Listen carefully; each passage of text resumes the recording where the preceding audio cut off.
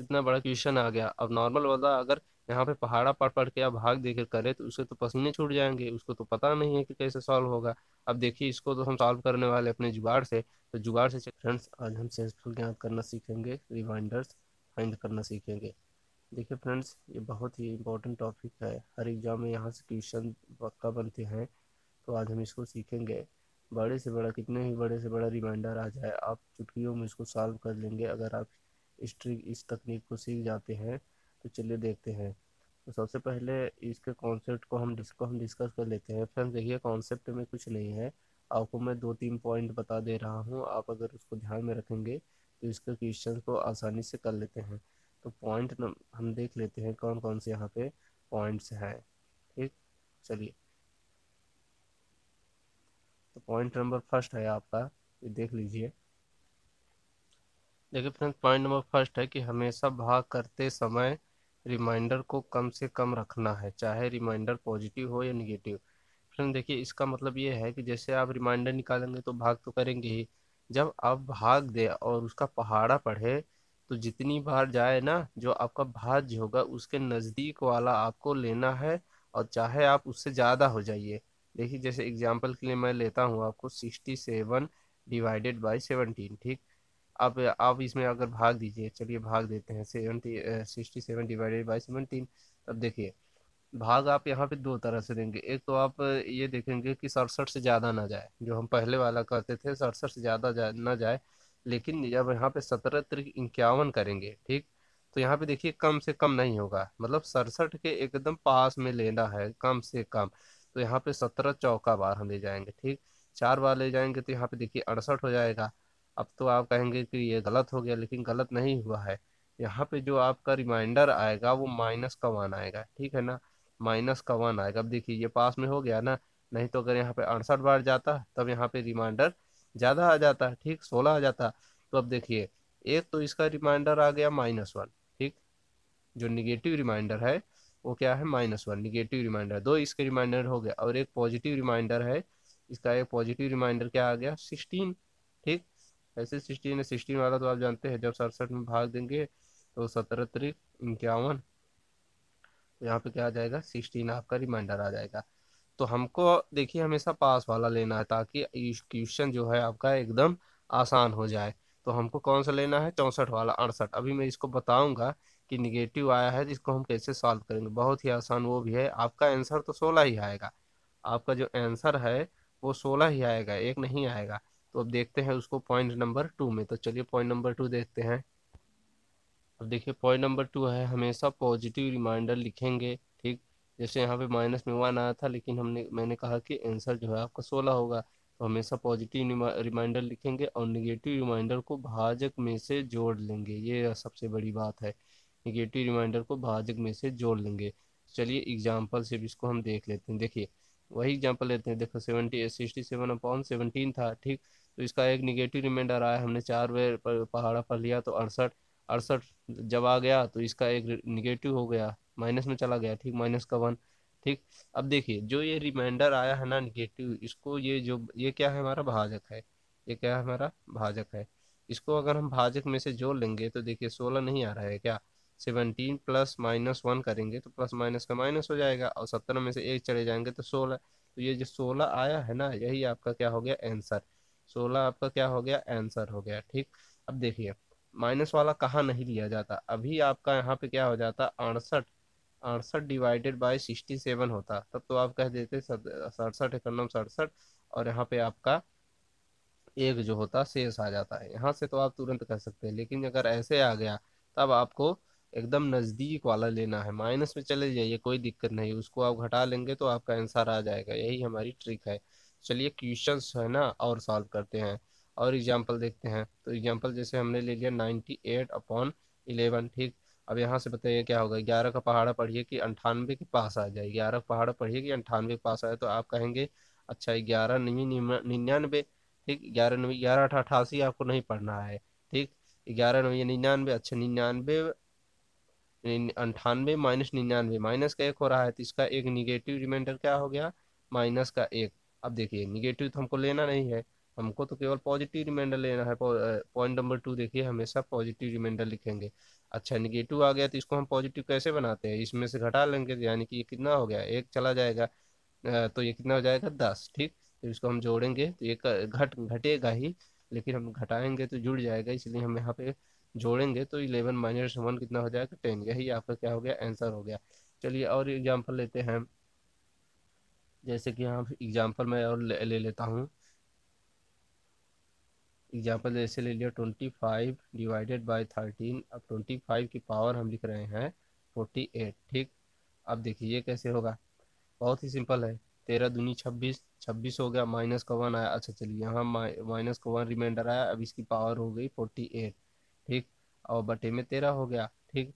अभी भी इसकी पावर में है, ठीक। अब इसको हम सॉल्व कर लेते हैं, देखिए और क्या है, इवन है तो माइनस है तो ये प्लस हो जाएगा, तो यहाँ पे क्या हो जाएगा 1, 1 की पावर 13। अब देखिए यहाँ से रिमाइंडर क्या आएगा, यहाँ से रिमाइंडर देखिए ये माइनस में था, ये पॉजिटिव हो गया ना, अभी अगर माइनस में ही होता तब हम यहाँ पे क्या लिख देते हैं 12, इसका आंसर आ जाता, लेकिन जब ये पॉजिटिव हो गया है तो हमारा आंसर यही होगा, ठीक। तो यहाँ पे हमारा आंसर क्या हो जाएगा 1, क्या हो जाएगा आंसर 1, ठीक। वैसे भी देखिए अगर 13 है, 13 में 1 का भाग देंगे तो भाग तो जाएगा नहीं, तो ये पॉजिटिव है तो शेष यही ना हो जाता है, तो वही वाली बात है, तो शेष यही हो जाएगा। चलिए और क्वेश्चन देखते हैं। चलिए फिर सब यहाँ से हम क्वेश्चंस को देखते हैं, तो हम पहला क्वेश्चन ले लेते हैं 43 × 83, ठीक। और डिवाइडेड में 21 है, तो अब देखिए ये कैसे सॉल्व होगा। सबसे पहले हम 21 का इन दोनों में भाग देंगे, ठीक, 21 का इन दोनों में भाग देंगे क्योंकि इंटू है, ठीक। अब देखिए 21 के यहाँ पे होते 21 दूनी 42, देखिए 42 आया और 43 में से 42 घट जाएगा, एक आएगा, मतलब यहाँ से रिमाइंडर कितना आ गया, एक, इंटू है, इंटू लगा दीजिए। अब देखिए 21 × 4 = 84, अब 84 है, इससे ज़्यादा हो रहा है, तो यहाँ पे कितना ज़्यादा हो रहा है, -1, ठीक, -1 और डिवाइडेड बाई 21, ठीक। अब इसको सॉल्व कर लेंगे, सबसे पहले जो सॉल्व करने वाला है उसको सॉल्व कर लेंगे, फिर हम यहाँ से देखेंगे कि इसका रिमाइंडर ऊपर क्या आता है, जब तक दोनों ऊपर और नीचे केवल एक एक डिजिट ना आ जाए, कोई भी चिन्ह ना रहेगा, तब तक हम इसको सॉल्व करते जाएंगे। तो यहाँ पे गुणा कर देंगे तो यहाँ पे माइनस का 1 आ जाएगा और 21 आ जाएगा। अब देखिए माइनस का आ रहा है ना, तो यहाँ पे क्या हो जाए, वैसे तो रिमाइंडर यहाँ पे -1 है, लेकिन माइनस हमको लेना नहीं है, हमको क्या लेना है, हमको पॉजिटिव लेना है। तो पॉजिटिव के लिए क्या करेंगे, इसको इसमें से जोड़ लेंगे, तो 21 में से ये घट जाएगा, तो क्या हो जाएगा 20 हो जाएगा, तो यही हमारा क्या है आंसर। चलिए और क्वेश्चन लेते हैं, क्वेश्चन नंबर 2, थोड़ा बड़ा क्वेश्चन लेते हैं। अब देखिए फ्रेंड्स इतना बड़ा क्वेश्चन आ गया, अब नॉर्मल बंदा अगर यहाँ पे पहाड़ा पढ़ पढ़ के या भाग देखे करे तो उसके तो पसीने छूट जाएंगे, उसको तो पता नहीं है कि कैसे सॉल्व होगा। अब देखिए इसको तो हम सॉल्व करने वाले अपने जुगाड़ से, तो जुगाड़ से चलिए सॉल्व करते हैं। तो 17 का देखिए सभी में भाग देना है, और जो पास में आए चाहे वो पॉजिटिव हो चाहे निगेटिव उसको लिखते जाना है, ठीक है ना।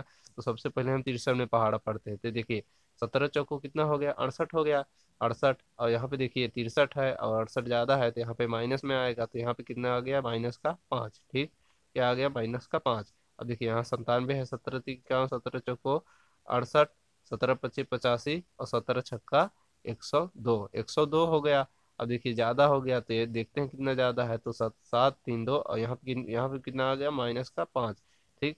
अब देखिए 17 × 5 = 85, 86 87 88, अब देखिए यहाँ पे 85 कम था, तो यहाँ पे केवल कितना आ गया 3 आ गया, ठीक।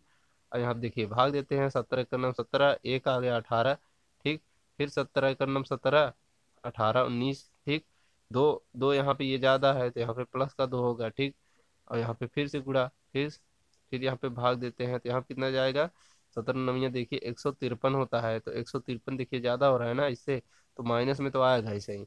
अब यहाँ से जो देख लेते हैं कितना ज़्यादा है, कम है, 153 से कितना है, 2 इधर और 5 उधर, मतलब 5 हो गया, ठीक। ठीक है, अब देखिए यहाँ पे भाग दे देते हैं, फिर से 17 आ गया।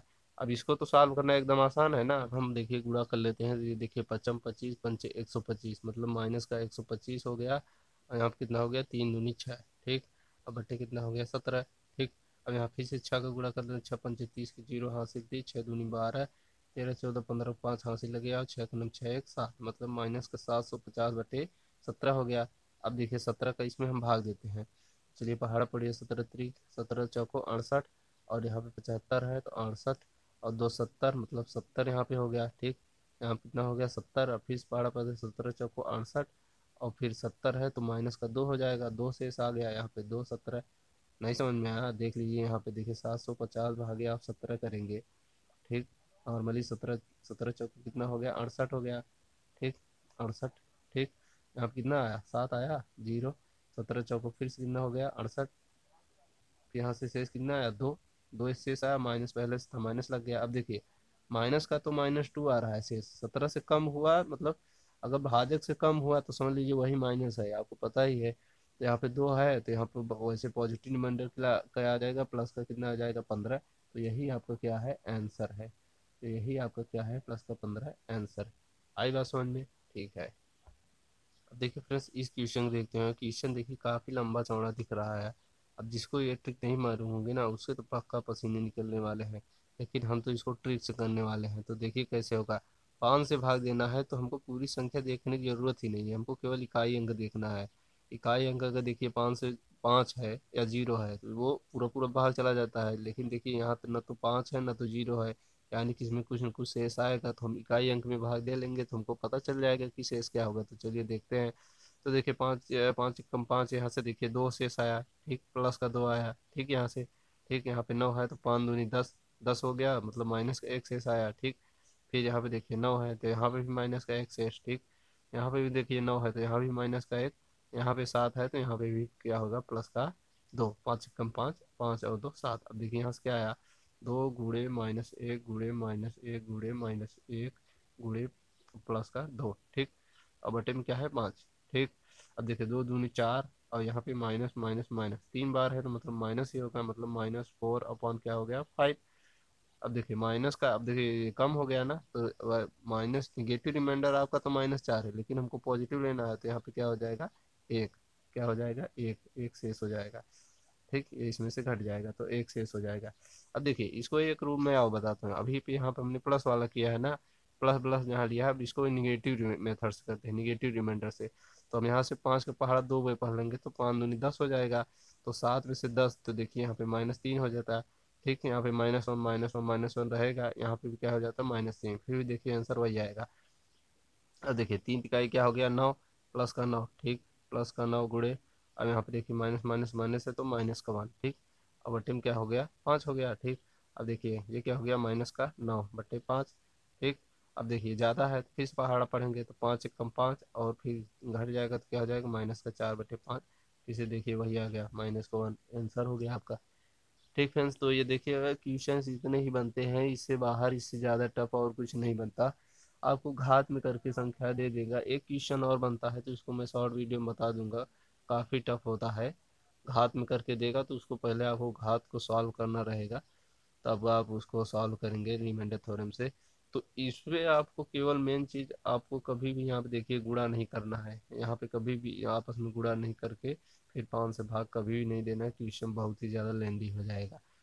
रिमाइंडर है तो आप रिमाइंडर से ही करिए। ऐसे नंबर ऑफ जीरोज में भी होता है, नंबर ऑफ जीरोज है तो केवल आप उसको नंबर ऑफ जीरोज देखिए, उसमें आपस में गुणा मत करिए। तो ये सब सवाल करने की ट्रिक यही है, आप बहुत ही कम समय में अच्छे से कुछ ही सेकंडों में इसका आंसर निकाल सकते हैं। तो आई होप आपको वीडियो अच्छी लगी होगी। Thank you.